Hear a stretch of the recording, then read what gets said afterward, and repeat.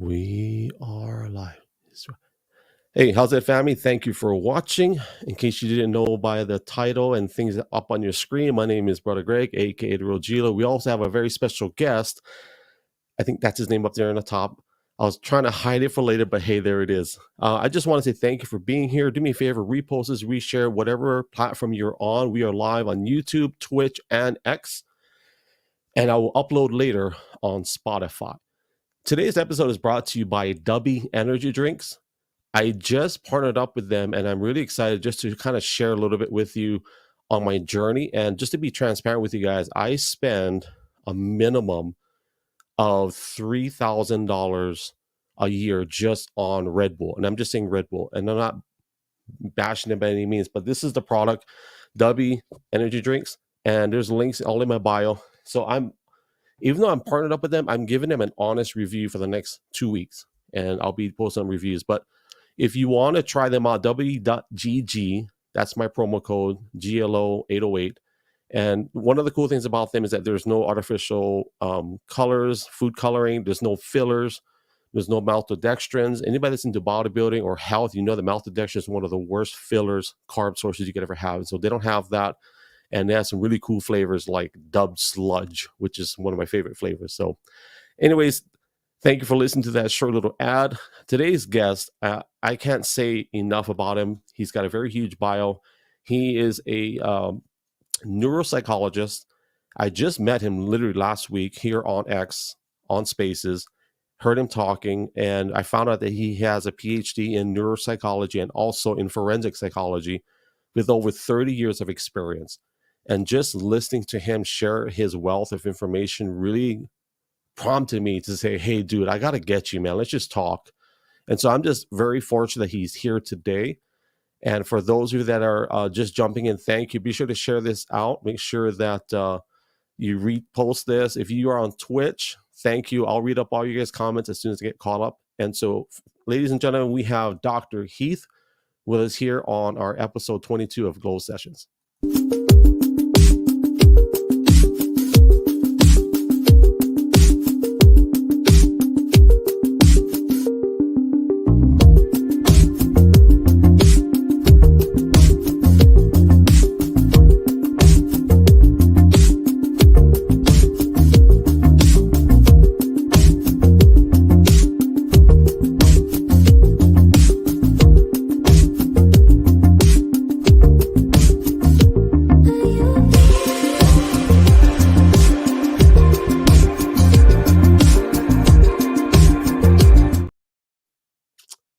Yes, sir.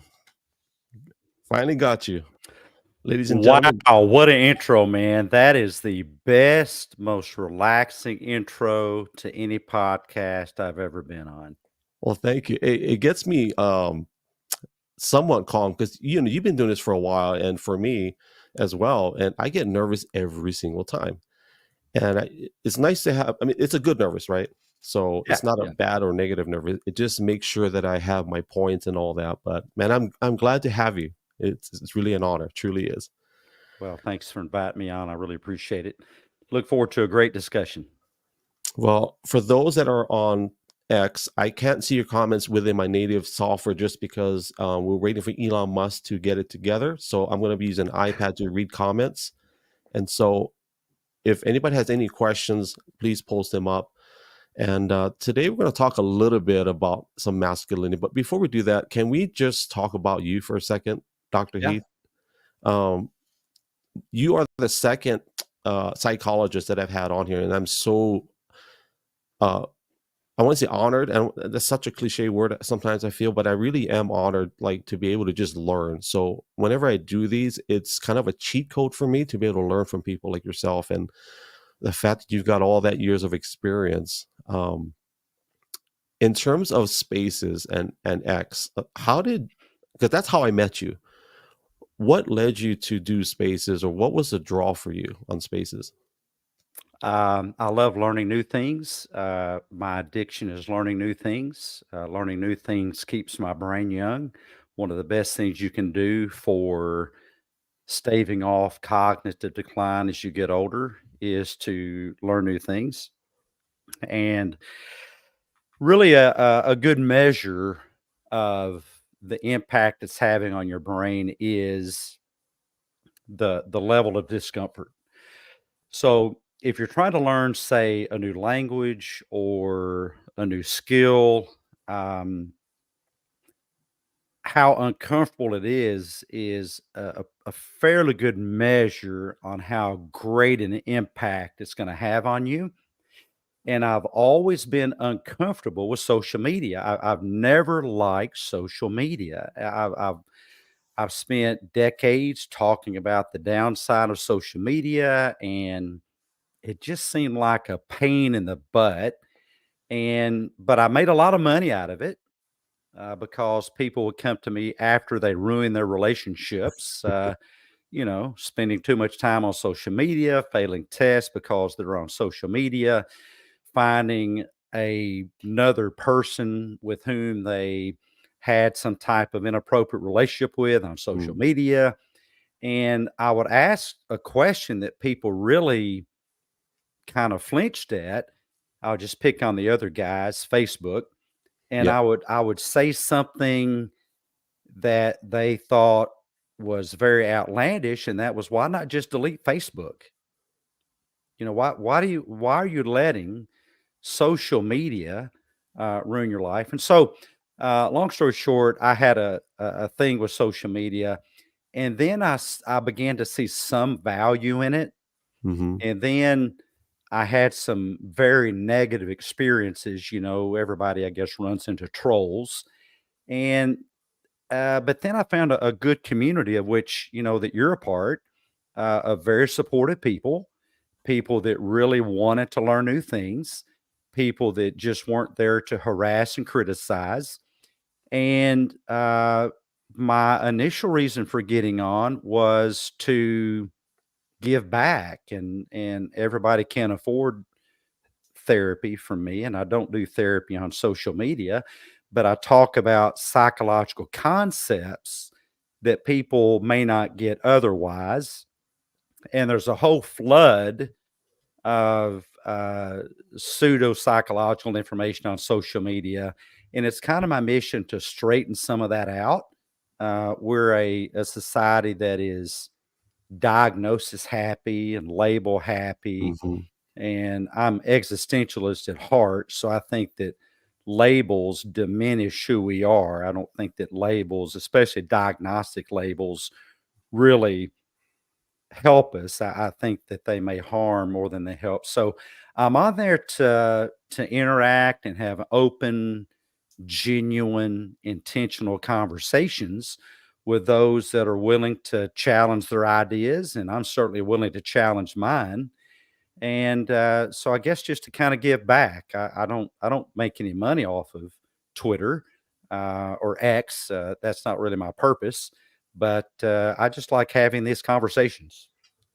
You know, you brought up,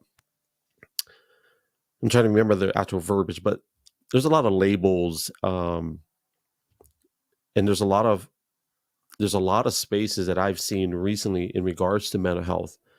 And just, I'm not passing judgment in any way, but I do kind of cringe sometimes when I jump in there and I hear the type of advice that's being given.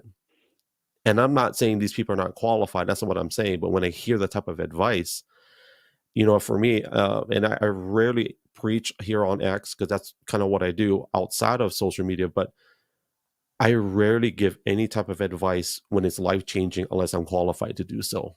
And even if I'm qualified, that doesn't necessarily give me permission to do so. And so we're talking about labels and people using this mental health and putting themselves in a box. I feel like I might be wrong. Sometimes people, it's like a hip thing to do to label yourself certain things. Am I wrong in feeling that way? Or, I mean, have you seen that or is it just me? It's really weird. I've been in mental health since the early '80s. It was really, of course, stigmatized back then. You wouldn't proudly say that I have a counselor. Um, People believe that showed that there was you had a weakness, and there was a lot of misunderstanding. But it's really kind of taken a gigantic shift, a sea change, if you will, where to be the cool kid on the block, you have to have a diagnosis. Yeah.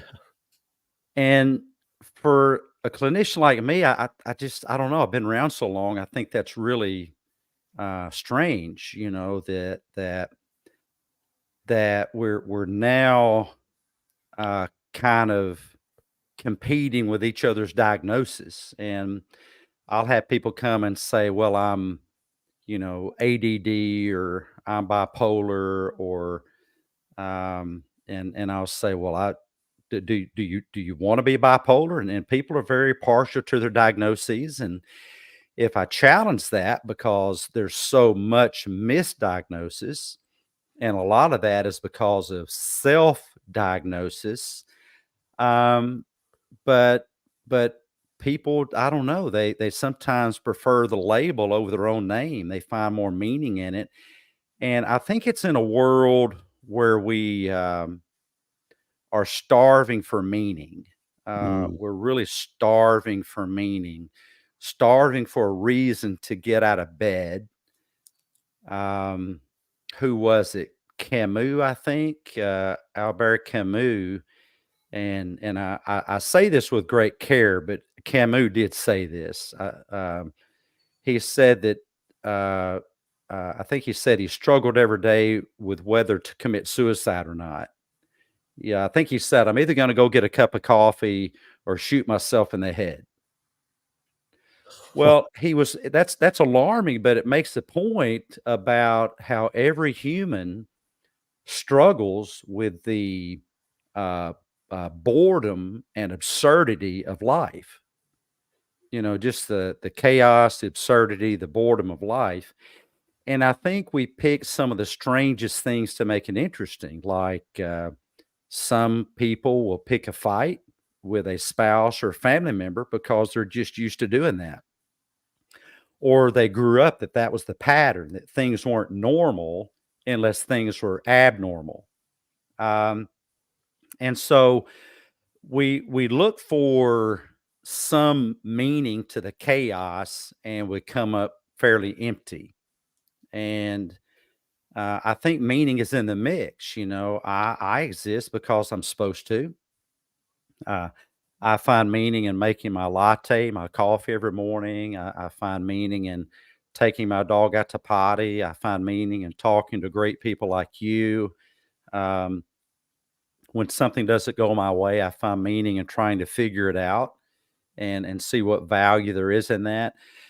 But the whole diagnostic thing, yeah, we've come to really over pathologize. When I started, on my shelf over there, I won't get up and get it, but on my shelf is a book called the Diagnostic Statistical Manual, and it's from the early 50s. I have a copy from the early 50s, the first one, and it's about this thick. It's more of a pamphlet, and the current one is 10 times the size. It's maybe 2.5, 3 inches thick or something like that.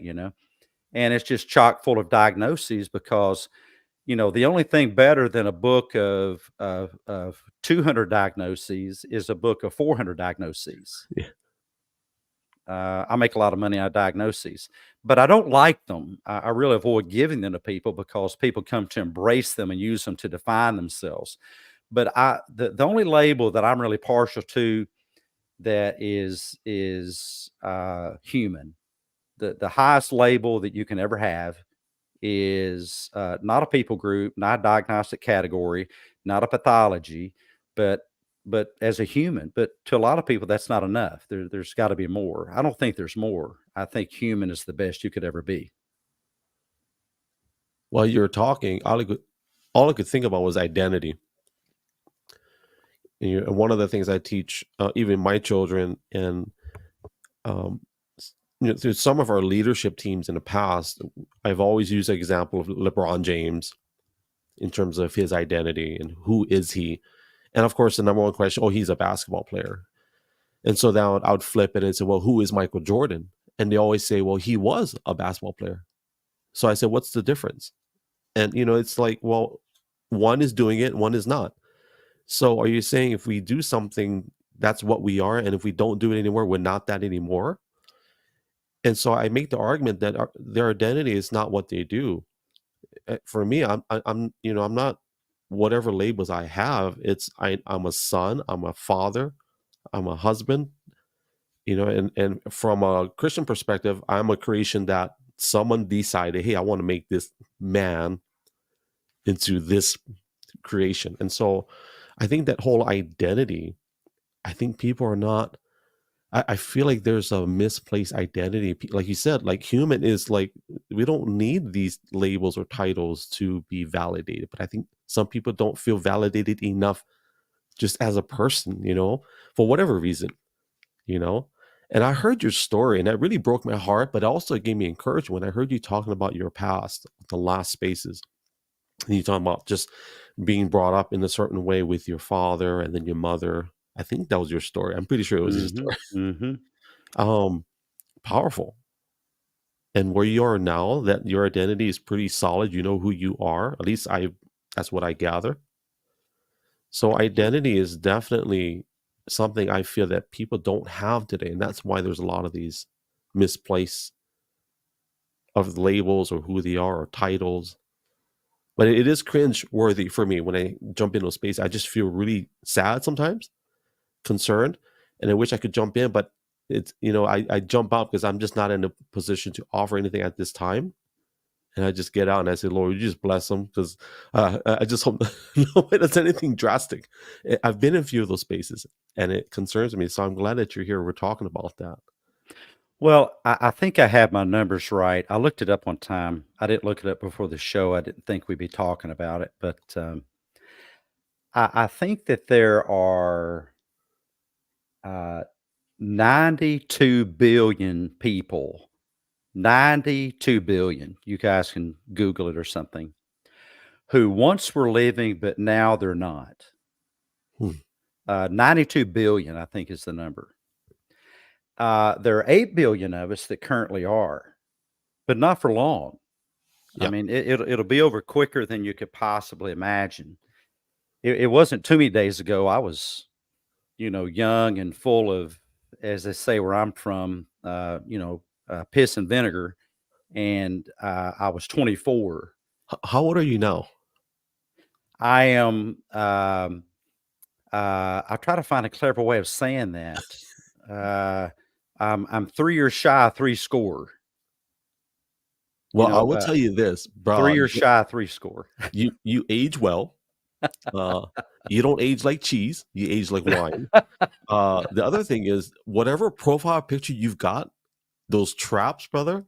Just saying. I think that Oh, okay. You're looking at my other account. the Yeah, other Real Men account. Psych. Yeah, Yeah, yeah, yeah. my wife took that picture, and well, that's part of what I'm talking about. Is I've been given gifts, and I think one of the gifts we've been given, and I'm a believer also, is our bodies. Yeah. And one of my favorite scriptures: "Know ye not that you're not your own? You are bought with a price." Yeah. So I ask people, what if you spent a lot of time, blood, sweat, and tears to make me a gift? You know me, Heath. You bring me this gift. It's all packaged up. I take it, say thank you. You come back in a year's time and you say, "Well, hey, Heath, what'd you do with the gift that I made for you?" And I say, "Oh, I took it in the woods and urinated on it and set it on fire." You know, well, I think you'd be very unhappy. So I look at my life as a gift. And if I mistreat my body, I'm mistreating the gift I've been given. If I'm mistreating my mind or using my mind for evil purposes, that I am misusing the gift I've been giving. And I view that as a lack of respect to Mhm. all who've come before me, those 92, 93 billion people, including my dad and my mother, and my stepmom, and my uncle John and my friend Darren that drowned in a swimming hole called Lost End back when we were young. And a friend of mine, his name was Jimmy, who was shot when he was in custody of the local police department. And my friend I grew up with named Parnell, who was killed in a car wreck out in California. And my next door neighbor who died of cancer. I'm really being so disrespectful to them, to not fully live my life. And so I wake up every day and I try to really figure out, um, what can I do to, I don't know, make a difference. I hope I made a difference this morning for my wife, putting the dishes up out of the dishwasher, you know, and helping dry the dog off, my dog Scruffy, after he had to have a bath because he got sick all over himself. And if you're only living for yourself, you have a very shallow life. Yeah. And unfortunately, or maybe fortunately, I spent a lot of years in long-term care talking with people who were on their way out of this life. And that was the regret. None ever expressed regret for not making enough money. None ever expressed regret for not being famous or not having, well, they didn't have social media back then, but not having really enough of anything except for healthy relationships. It was always the only regrets I ever have heard from people on their deathbed revolves around relationship, relationship, relationship. Hmm. And so that was educational for me. I made a commitment not to do that, and I work at that every day. Now, you say long-term care. Was that for a family member, or you actually did work in? I was a consultant. I was hired right out of grad school. It was a world-class job that I never deserved. I just lucked out. And this company said, "Hey, we'll give you a plane ticket every week, and we'll fly you all over the U.S., and we'll give you a company car, an expense account, and a white coat to wear when you're Yeah. walking into the facility," which I never liked. And I would fly out every Monday and fly back every Friday, sometimes Saturday. And I ran into all kinds of incredible people. I ran into everybody from people that fought in wars for General Patton. I remember one guy. I was amazed that he actually served under General George Patton. And I said, "Oh, wow, old blood and guts." And he kind of scoffed and he said, "Yeah, it was his guts and our blood." So he wasn't a big Patton fan. Evidently, Patton wasn't exactly like George C. Scott, the one that played him in the famous movie. To gangsters, there were former gangsters we'd run into, and people fairly, some fame in movies and things like that. A lot of the folks wound up in long term care facilities, but no, I was a consultant, and my favorite moments were getting to just hear the collective wisdom of people that are so often cast aside, that you and I one day will be in that group of the people we call elderly. We'll be looking at the mirror at ourselves. So I think we should provide more care and respect for our older citizens. I have a ton of respect for anybody in long-term care because that's why I'm here in Oregon. A lot of people don't know my story. So my brother left Hawaii 3 years ago. He bought some property out here. His company flew him out here, and my wife and I were a different story. We're able to, we were fine in Hawaii. He wanted to buy more land. In Hawaii, you can't buy acreage. It's very hard. It's very expensive. So he gotten COVID from a coworker, and he overcame that.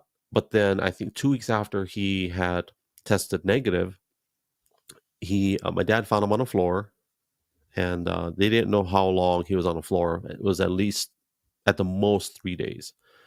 And so, called 911 from Hawaii. In Oregon, the fortunately he lives right next to the hospital. He had 7 strokes, 2 blood clots, one in the midbrain and one in the cerebellum. If he had had Mm, just one up wow. here, it would have been, I'm not saying fine, it would have been a lot better, and Yeah. right, 'cause you're in that field. He's Uh, lucky to survive that. he's not supposed to, and, I learned a lot about the medical industry, I learned a lot about palliative care, I learned a lot about, all those fancy words they use, which is basically let him die, Mm, and so, because of what I felt could have been malpractice, we got an attorney, and it's been a long journey ever since, and so I'm glad that we got an attorney because they did all the legal language that I didn't understand, and so, he's in a long-term care facility now, and I have so much respect for those guys because the work that they do with going through COVID and having to deal with, my brother is the youngest person in this facility, by the way, because he's only 50, oh, 51, wow. 51.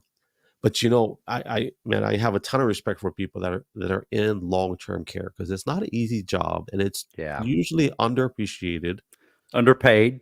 underpaid for sure, and there's usually not a lot of family support. I I I'll think tell you that the people listening, when you get to be elderly, if you require long-term care, we will all regret not putting more pressure on our politicians to better fund long-term care so that there's better care.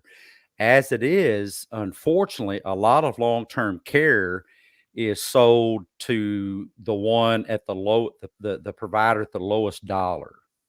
So I'm not really sure that we want to have ourselves provided for at the cheapest pay possible, but that's the way it is in long-term care.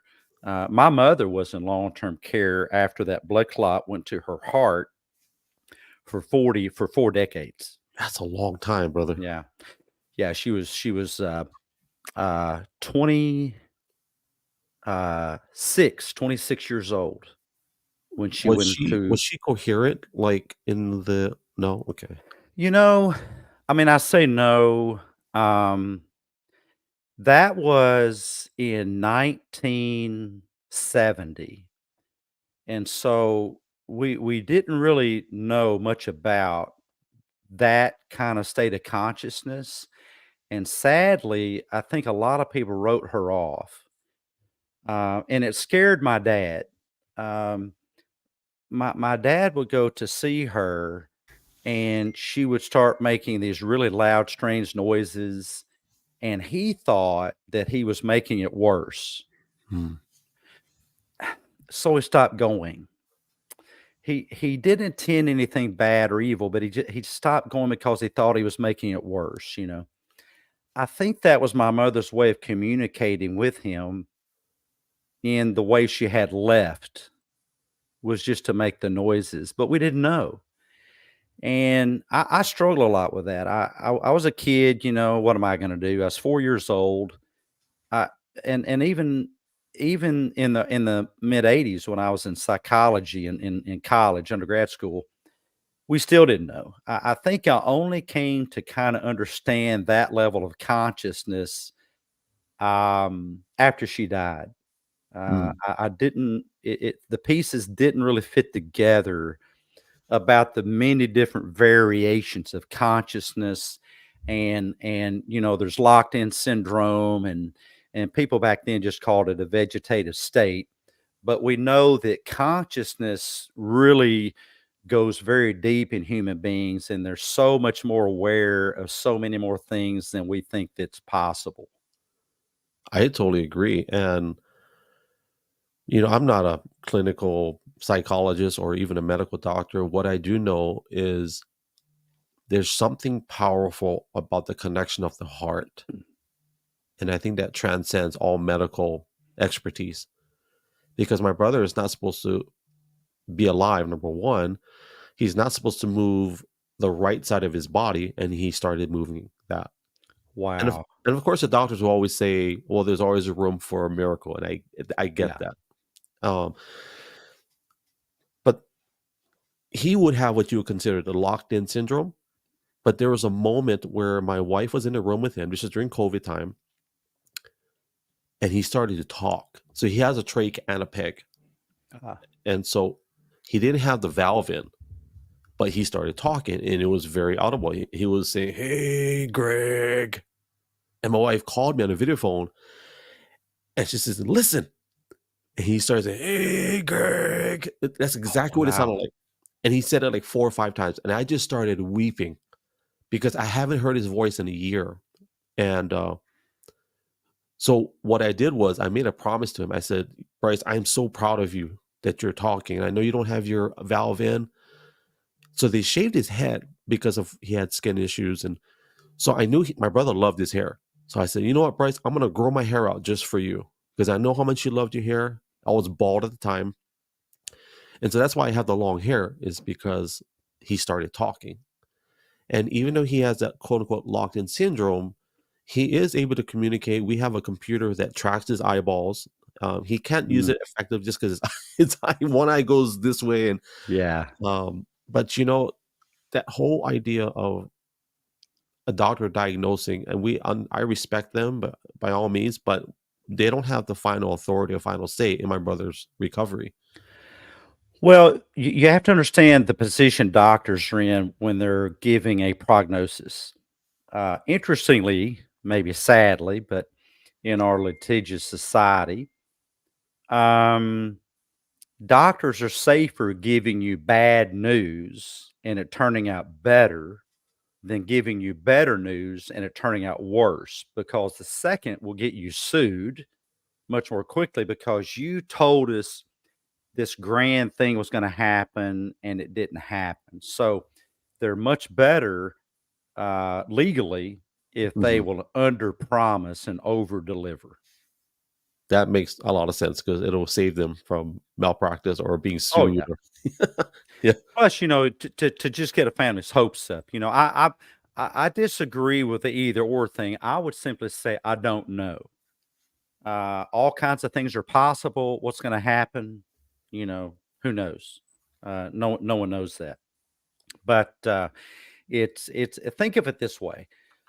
Often with a traumatic brain injury, it's like the person has been transported to a foreign country where no one speaks their language and they don't speak the language of anyone else. So it's kind of a situation like Helen Keller, where somebody had to go to great pains to learn to communicate with this young girl who could neither see nor hear, Hmm. and pulled it off. Most people just give up. No judgment, because I mean it's a horrible, horrible thing. But most people just give up. And I will say about my mother, what I do know about her is she would not have wanted me to sacrifice my life sitting in a nursing home room with her. Mhm. Visiting more, yeah, I wish I would have known to do that. I just believe what everyone told me, and all the doctors said. Really, there's no one here but a body. Somewhere deep down, I don't think I ever believed or accepted that.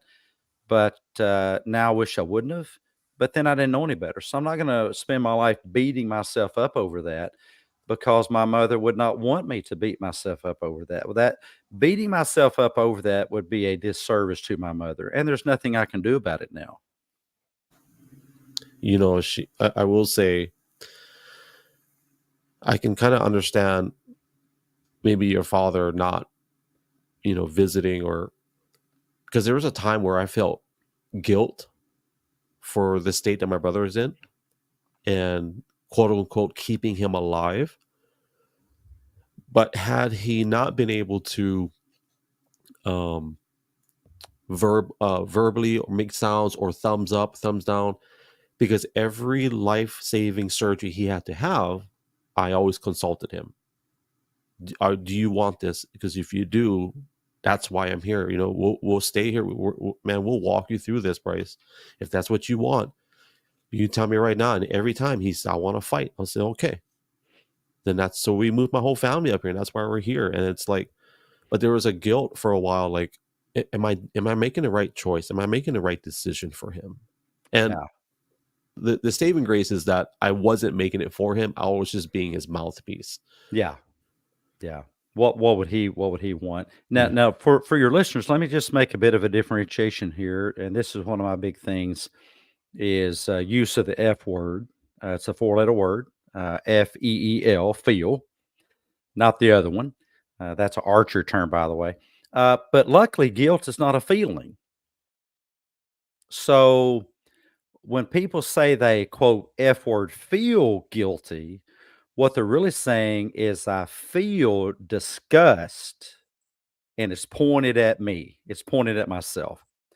So it's not guilt, it's self disgust. Now, self disgust is created because we have a belief that we are guilty of something. Guilt is a belief, it is actually a legal determination, usually made by a court, a trier of fact.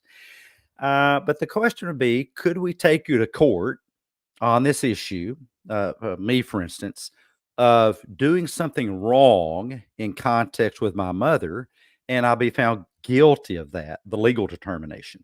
And the answer is no. So I encourage people to, number one, really sort out, especially as men. Of course, women go through this too, but no one really does guilt better than men.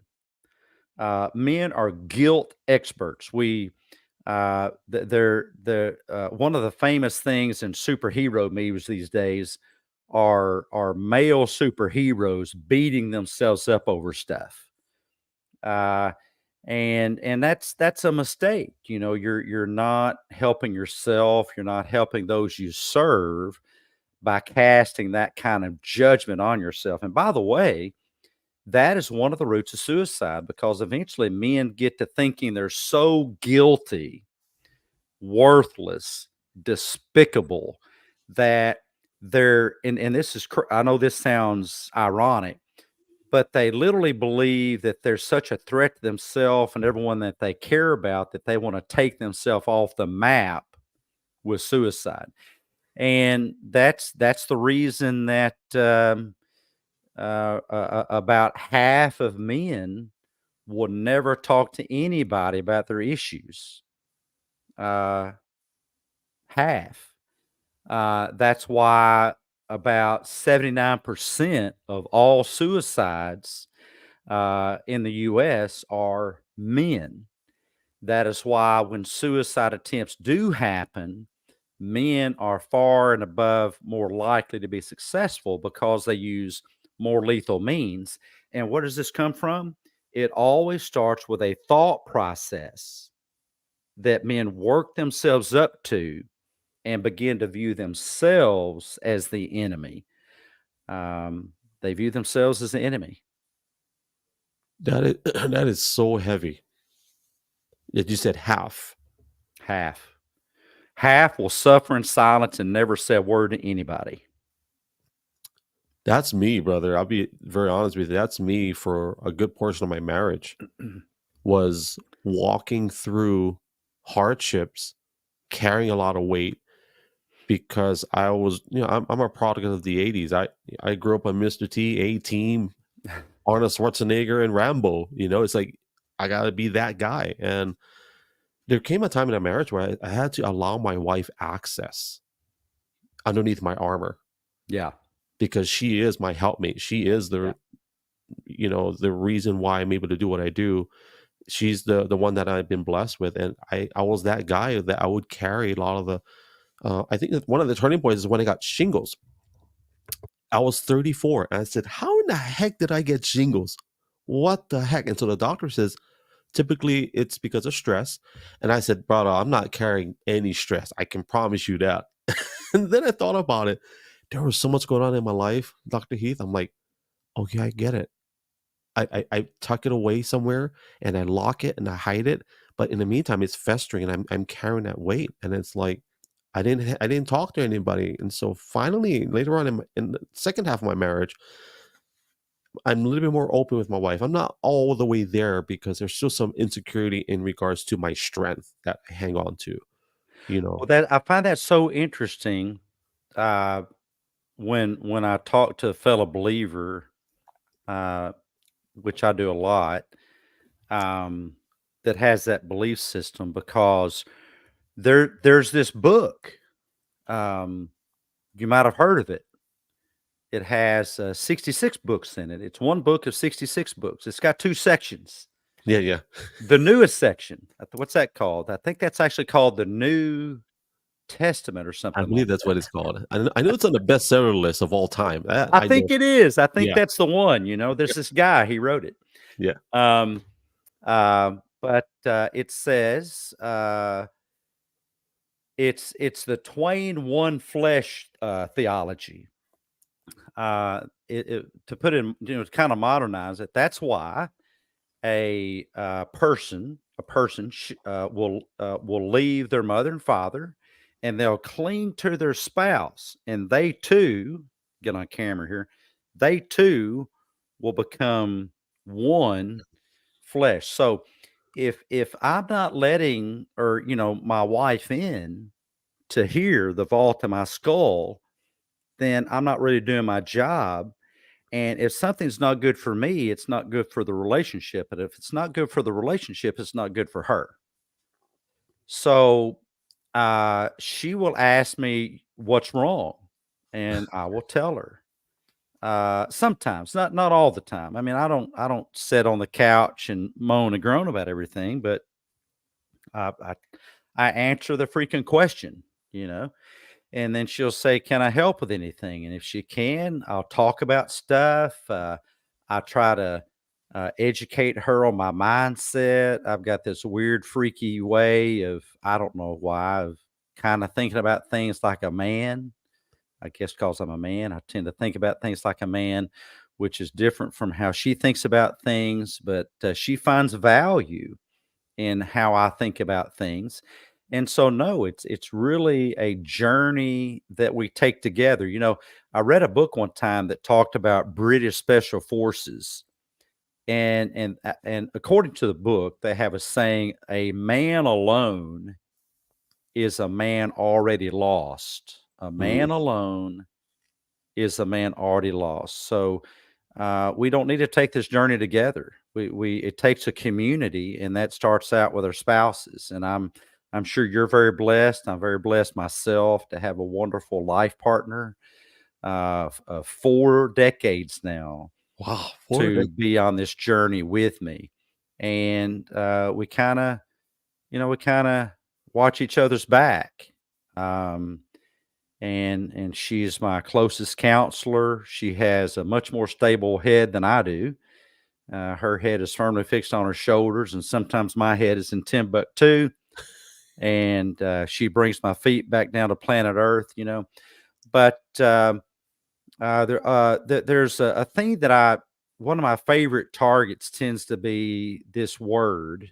What words are powerful? Words are powerful. We should be very careful with words. And I had a soldier one time talk to me, and he was having trouble talking about it because I don't think the word fit very well in his mouth, but he was doing his best. I'm trying so hard to be vulnerable with my wife. Mm, I know that's gotten a lot of press. It's a buzzword. yeah, I'll just say I'm not a fan. When I was traveling around doing consults, we would do risk mitigation. Risk mitigation. Now, let me just say, everybody listening, you can pick whatever word you want. I'm not trying to tell you how to think. I'm trying to share with you how it is possible to think. Uh, I traveled around doing risk mitigation. If I was in California, facilities in California are vulnerable to earthquake yeah. and brownouts. And when I travel to Texas, they are vulnerable to heat waves. In Arizona, in Arkansas, they are vulnerable to tornadoes. Um, and if it's in the north, are vulnerable to big snowstorms, things like that. So vulnerable, it can't mean two different things. It's either you're at risk by doing this, or I think a better word is genuine. I have lots of vulnerabilities. I'm vulnerable to getting cancer. I have a family history of cancer. I'm vulnerable to having a heart attack, but those aren't good things. Those are bad things. So I would recommend let's not mix terms. And men, no, you don't have to be vulnerable. It doesn't mean you're vulnerable to anything. Hmm. Sharing your thoughts with your wife, saying, I'm struggling with this. I'm having a hard time with this. I'm having these scary thoughts in my head that I don't want to have, and I want to let you know about those. I think about I don't deserve to live. I think that you would be better off without me.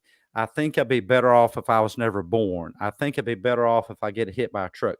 See, there's less danger to you as a person once you have shared that with somebody.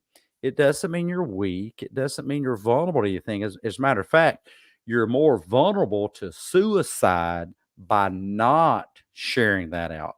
So that's kind of one of my little soapboxes I get on is the use of words. And when you're sharing your thoughts, when you're being real, when you're being genuine, that's just being genuine. It doesn't mean you're vulnerable to anything. You might say, well, they may make fun of me. Well, if you're sharing this with somebody that would make fun of you, then you're sharing it with the wrong person. But the other thing that we need to do in relationships is tell our spouses, I'm about to share something with you that's very difficult for me. Is that okay? They'll probably say yes. And then before you share it, say, here's what I need from you. I told my wife the other day, I said, I need to tell you something. Everything is okay. Please don't freak out. That's what I need from you. Freaking out will not help me. So I told her. And I had gone to Home Office Depot to get a connector for a mic, actually. I brought my mic with me, 2 mics, actually. I laid all the mess on the countertop. Well, they didn't have what I needed. I had my wallet out. I was about ready to pay for whatever they handed me, and they didn't have it. So I gathered everything back up, put it back in the truck. I thought I'll stop by the new coffee shop, get my wife a Frappuccino, get myself one. No wallet. Oh no. Crap, where's my wallet? Well, uh, I headed back to Office Depot, and thanks be to heaven above, they had found it in the parking lot. And I told my wife that, and I said, we had a good talk about that. Why would anybody lose their wallet? This is completely unnecessary. And she helped me kind of troubleshoot how we can make sure that I don't do that in the future. You think that's a discussion we'd no longer need to have. But my point is, I told her what I needed from her. I just need to share this with you. I just need to share it with just so you'll know. And I love relating to her.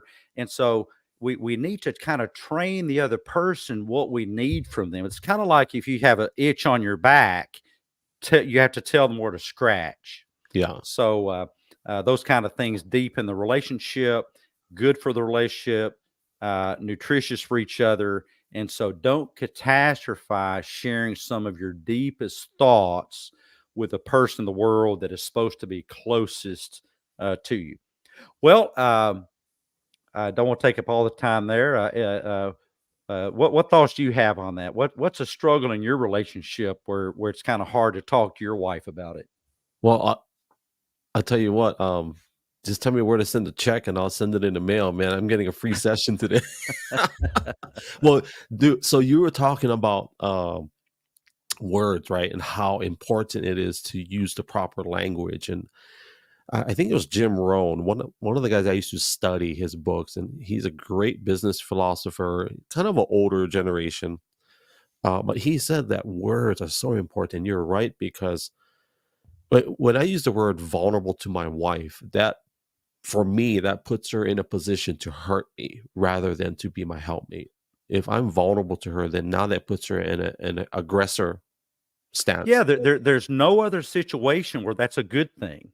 Yes. Vulnerable to cancer, vulnerable to tornado, vulnerable to home invasion, vulnerable to COVID, vulnerable to prostate cancer. None of that is ever good. I don't know how that word has come to be used as a good thing. And the weird thing is, since you've heard it with a negative connotation so often through your life, consciously you can make that switch consciously, but subconsciously it still has an adverse impact on your brain. What I'm being with my wife is genuine and Yeah. honest and forthcoming and connected. That's what I'm being. And none of that makes me vulnerable to anything, you know, doesn't make it vulnerable to anything. You might say, well, but if someone heard that you're doing that, they'd make fun of you. But see, I'm not vulnerable to that because someone's insults to me are just words, air, literally air set into motion. It Hmm. An insult is no more than that. Yeah. And in Arkansas, where I am, yesterday we had 40-mile-an-hour winds. Now, if I can stand and withstand a 40-mile-an-hour wind, I'll guarantee you no one can hurl a 40-mile-an-hour wind gust insult my direction. You can't do it. We can measure the airspeed. You can't do it. So, how can I withstand one and not the other? And some men think that they're so vulnerable to insults. Why is that? It's just air sent an emotion. Um, so that's a little bit of a cognitive restructuring there. Well, you said that you had a rapid fire thing that you're going to jump into, so I'm getting buckled down for that. All right. So before we get into rapid fire, this is our code word family when we want to land the airplane. But be sure to go onto his YouTube channel. It's Therapy Bites on YouTube. He's actually got two podcasts on there, if I'm not mistaken. One is like a coffee type where you kind of sit down, and the other one is more kind of what we're doing. And I love the way that you guys do it. I love the comfortable atmosphere. Everybody's got their own color microphone. It's so I love it. But before we get into rapid fire, is that your a baby? Is that your idea, or is that something that you partnered up with? It was. I don't know how I got that idea. I started to write a book. I've been writing 6 books for 10 years, so maybe I'll finish one of them one of these days. But I was told that you need to have a place to advertise the book, and so I thought, well, maybe I'll do a podcast first and share that out with people and get some more ideas about what to write about. And I just thought it'd be fun, informative, maybe helpful. So we started it, and I had 3 people team up with me for a while, and it was all free, all pro bono. So eventually, they had to go get real jobs, which just left me. So I'm a solo podcaster now, and we're at episode 82, and I have another 20 something episodes in the hopper. Uh, on the tarmac, trying to get those edited and dropped. And I swap up one week. I'll do a long form interview podcast like this one. And then every other week, I'll do a short form, just a 15 to 18-minute podcast. I was doing a one called Executive Espresso, which is a live stream, just Yeah. like this one. No prep, no editing, no anything. It was live and went out. So I'm doing one of those on Saturday with our wonderful friend Emma Chung. Okay. And you guys be on the lookout for that. She's going to share her wisdom with us. And I'll get back to doing a couple of those a week. At one time, I was doing 7 podcasts a week. That's a lot. Got to be a heavy workload. Yeah. So I took a break over the holidays, and I'll get back to work soon. But thank you for the shout out. I appreciate that. So is that your primary source if I send people is to your YouTube channel? Yeah, pretty Yeah. much. Yeah, Okay. yeah. And I do a thing called the question and question, which I try to come up with some cool psychology type questions. It's kind of a Jeopardy style game show thing where I give the answer, and then the audience has to come up with a question. And I was doing that every Tuesday and Thursday, but like I said, that's a pretty heavy workload, and I thought I would take a break and spend more time with my wife and practice what I preach. But we'll be back at it soon. Well, I appreciate you, and I'm very grateful you have your time. Question number one: what made you do this interview? Oh, I met you, and I thought it'd be thrilling, and I just love to talk to new people. What has been your biggest fear in life? Um, Gosh, my biggest fear in life. Um, Something bad happening to my family. Okay. And by the way, if there's a question that is unanswerable, you can just say pass. So, okay, next question. Who was your superheroes growing up, or superhero? Who was a superhero growing up? His name was Robert Curtis, and that was my dad. Okay. That's awesome. I remember hearing your story, so that's awesome. What would you say is your first memorable victory? Uh, Whittling a soapbox derby car when I was in the Boy Scouts. That's awesome. What makes you get up every single day? Hoping to make a difference.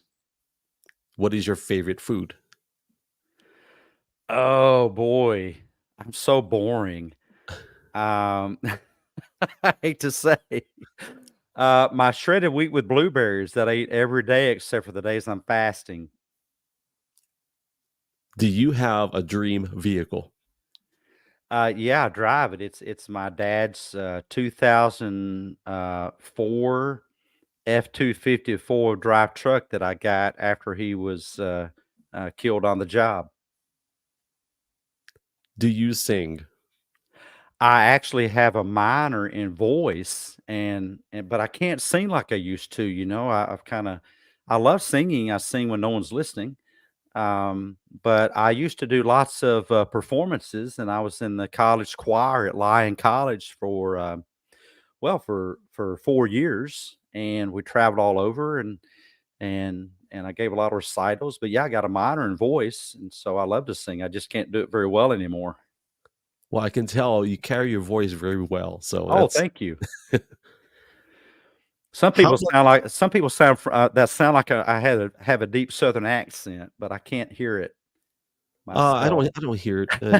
I think they have the accent. I'm from Nashville, Tennessee, transplanted to Arkansas, so that comes with its own special accent. Home of the famous hot chicken. Am I right? Well, I don't know what chicken that is. Nashville, Tennessee?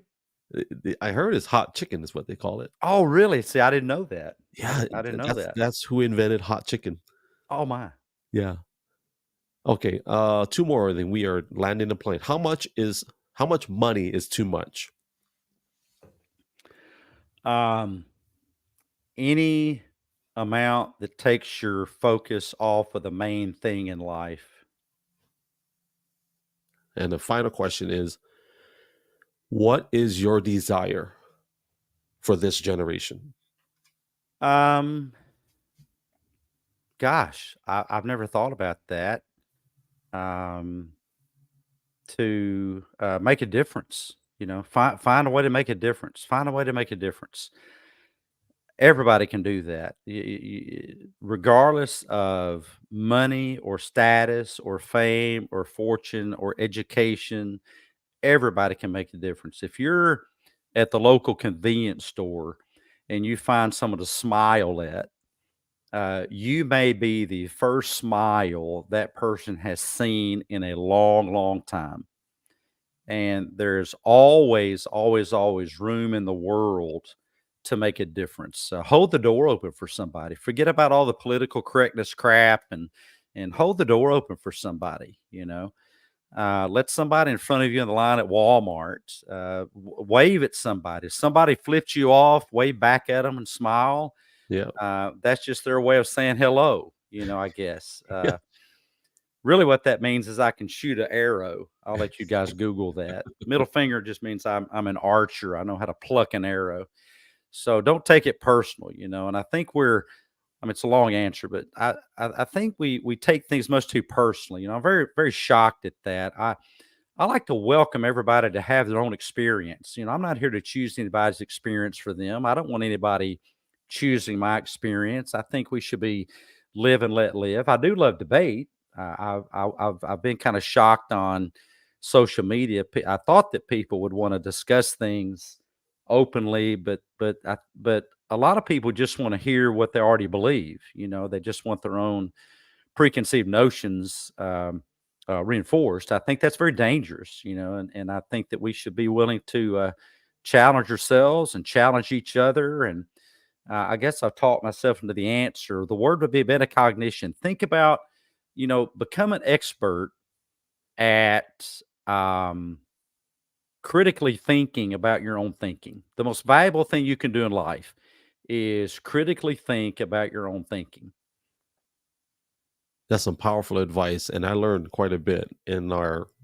Now we just hit 1 hour, so I'm very grateful. My desire started with my boys. I have 4 kids, but my desire for my boys is to be the man that they were created to be, and everything that you mentioned is all encompassed in what my desire for them, but also to be generational in their thinking and not just for themselves. Oh, yeah. And I am excited. Just, there's a lot of things.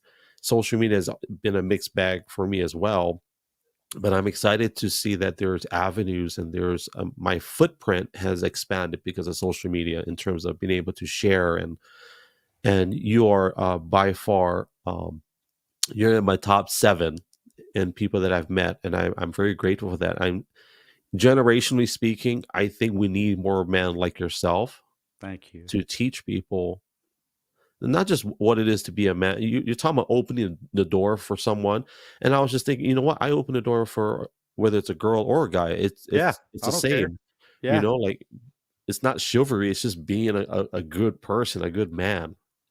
Yeah. Yeah, yeah. Just be a kind person, So try to give something back, and I often tell men, or ask men, if you have a daughter, would you want your daughter's husband speaking to her the way you speak to your wife? And if not, you're doing something wrong. If you're a mother, um, would you want your daughter-in-law speaking to your son the way you speak to your son's father, your husband? And so behavior should be replicatable. Anybody could do it and they'd be better for it, and sustainable, something that you can do long term.